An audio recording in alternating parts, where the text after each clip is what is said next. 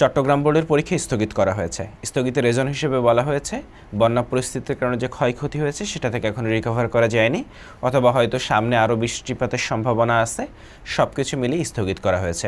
যদিও বোঝা যাচ্ছে যে অন্যান্য বোর্ডে যে আন্দোলনটা হয়েছে সেই আন্দোলনের একটা প্রভাবও আসলে এখানে রয়েছে, নয়তো হয়তো চট্টগ্রাম বোর্ডের পরীক্ষাটা চলতো। এবং এখন চট্টগ্রাম বোর্ডের বাচ্চারা হয়তো বুঝতে পারতেছো যে এটা আসলে আখেরে তোমাদের ক্ষতি হওয়ার একটা ঝুঁকির সম্ভাবনা তৈরি হয়েছে। তবে তোমাদের জন্য আশ্বস্ত করতে চাই যে তোমরা যদি একটু প্ল্যান রয়েতে আগাও, যদি একটু পরিকল্পনা করে পড়াশোনা করো, তাহলে এটা তোমাদের ক্ষতির কারণ হবে না।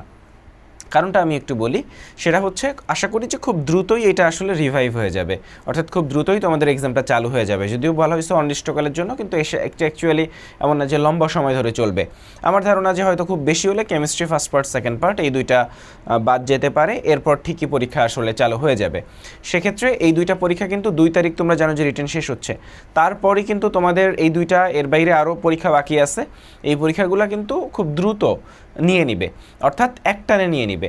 ফলে ওই একটানে নিয়ে নেওয়ার সময় কিন্তু তোমাকে আসলে ওই প্রিপারেশনটা আগে নিয়ে রাখতে হবে।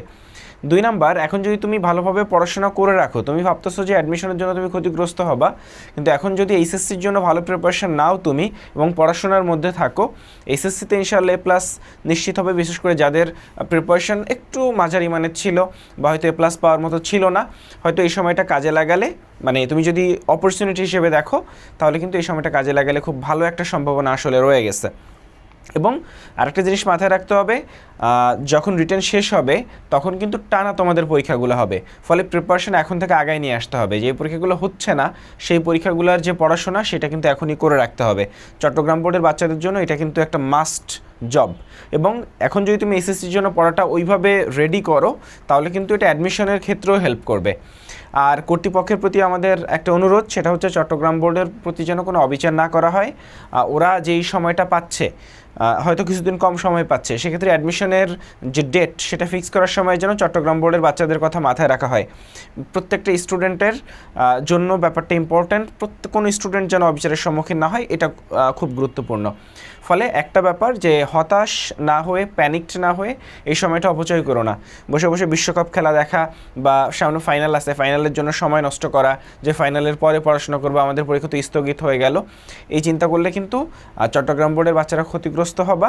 এবং এতটুকু কথা দিতে পারি, যারা যে সময়টা হাতে আছে সেই সময়টা ঠিকঠাক পড়াশোনা করবা, তোমাদের প্রিপারেশনের বা অ্যাডমিশনের ক্ষেত্রেও তোমরা আসলে ওভাবে ক্ষতিগ্রস্ত হবা না।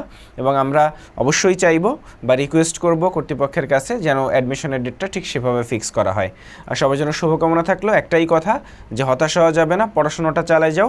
পড়াশোনাটা চালাই গেলে, কারণ তুমি এইচএসসি আর মধ্যে আসো, এবং take this as a big opportunity.